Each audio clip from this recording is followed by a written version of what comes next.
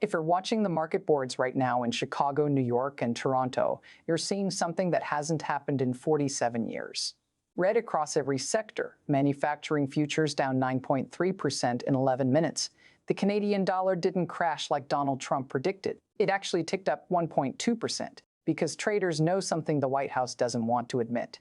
Mark Carney just called their bluff, and 420,000 American jobs are now hanging by a thread that's already starting to fray. Before we go any deeper into what just happened in that room, make sure you hit subscribe and drop a comment telling us whether you think Carney made the right move walking out, or if this is going to hurt working families on both sides of the border. Your engagement is what keeps this independent analysis alive and free from corporate filter. 47 minutes ago, inside a secure conference room 3 floors below the West Wing, the most important trade negotiation in North American history collapsed in less than 8 minutes. We know the exact timeline because 3 different sources, 2 from the Canadian delegation and 1 from the U.S. Trade Representative's office, have now confirmed the sequence of events. President Trump walked in 14 minutes late. No apology, no explanation.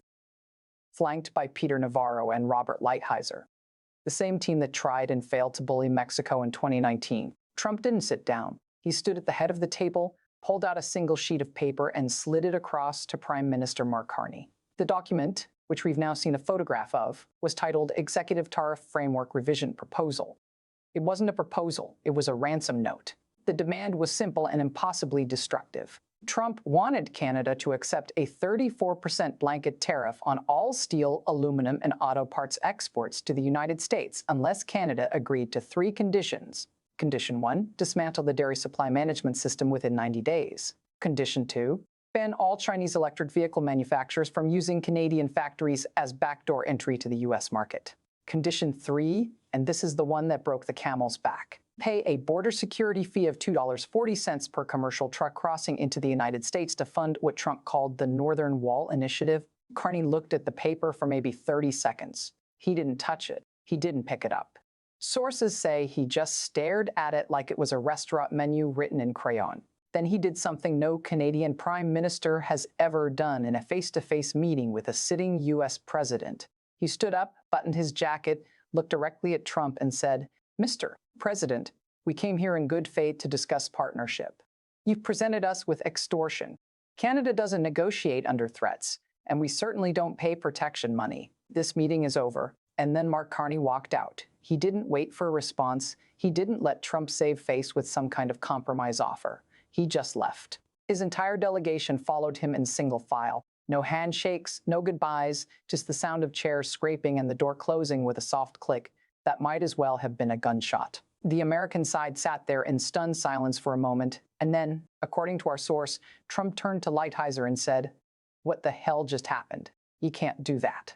Get him back in here." But Carney was already in his car, heading to the Canadian embassy. Within 19 minutes of that walkout, Carney's office released a statement. It was 4 sentences long, but it exploded like a tactical nuke across every trading floor from Wall Street to Bay Street. The statement read, "The Government of Canada entered today's discussions prepared to negotiate in partnership. We were instead presented with demands inconsistent with the sovereign interests of Canadians. Effective immediately, Canada is initiating a comprehensive review of all cross-border trade dependencies, with particular focus on critical energy exports and rare earth supply chains. We remain open to respectful dialogue when the United States is ready to engage as an ally rather than an adversary." That phrase, critical energy exports, those 4 words just put 11 U.S. states on notice that their power grid might be about to experience what economists call a managed interruption. Let me translate that for you. Carney isn't threatening to flip a switch and turn off the lights. He's threatening something far more careful and far more painful. He's going to slow down the flow, create uncertainty, add risk costs into every energy futures contract, and let the market punish for him. Let me show you the proof, because this isn't guessing. This is game theory playing out in real time with your heating bill at stake. Receipt 1, the infrastructure choke point. Right now, at this exact moment, Canada supplies 61% of the crude oil that flows into the Great Lakes region. That oil feeds refineries in Toledo, Detroit, and Chicago. Those refineries produce the gasoline that powers Ohio, Michigan, Wisconsin, and Indiana. If Canada decides to review those export licenses for national security reasons, the same legal framework Trump loves to use, those refineries don't shut down overnight. but they start running at reduced capacity within 3 weeks. When refineries run below their best level, the cost per gallon doesn't go up by pennies, it goes up by dollars. We're not talking about $4.50 a gallon. We're talking about $7.80 a gallon by late March. Receipt 2, the job chain reaction. The tariff Trump is threatening. 34% on auto parts. Sounds like it punishes Canada. But here's the truth. His advisors either don't understand or don't care about. A single car built in the United States crosses the Canadian border an average of 7 times during production.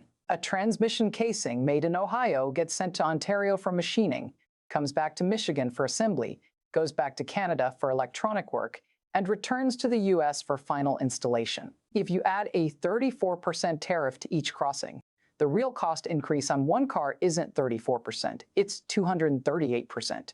Ford, GM, and Stellantis have already done the math. We've seen the internal memos. If this tariff starts, they shut down production lines in Dearborn, Lordstown, and Spring Hill within 6 weeks.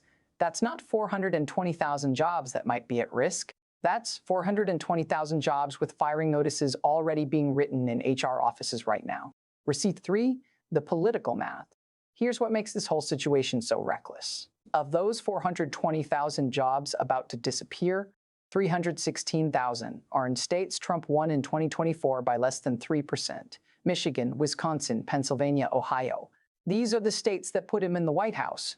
These are the states where union workers believed him when he said he would bring manufacturing back. And now he's about to wipe those jobs out because he couldn't handle a Canadian prime minister who refused to bow. The United Auto Workers hasn't said anything yet, but they don't need to. Their silence says everything. Usually when Trump announces trade protection, the UAW is the first to cheer. Go check their social feed right now. Check their press page. Nothing. Because they know Carney just changed the game. Carney forced Trump to choose between his ego and his voters, and Trump chose ego. Receipt 4, the market understands. Want to know who believes Carney has the power? Follow the money. Within 40 minutes of that statement, S&P 500 futures fell 1.7%. Dow futures fell 2.1%. But Canadian TSX futures only dropped 0.4%. Why? Because the market knows Canada sells raw materials and America sells finished goods. In a trade war between a resource seller and a consumer market, the resource seller wins in the short term because people need heat and gas more than new phones. Bond yields jumped because investors are now pricing in the risk that the Federal Reserve will have to raise interest rates to fight the inflation coming from higher energy costs. In less than 1 hour, the market made it clear that Carney made the right move and Trump made a disastrous mistake.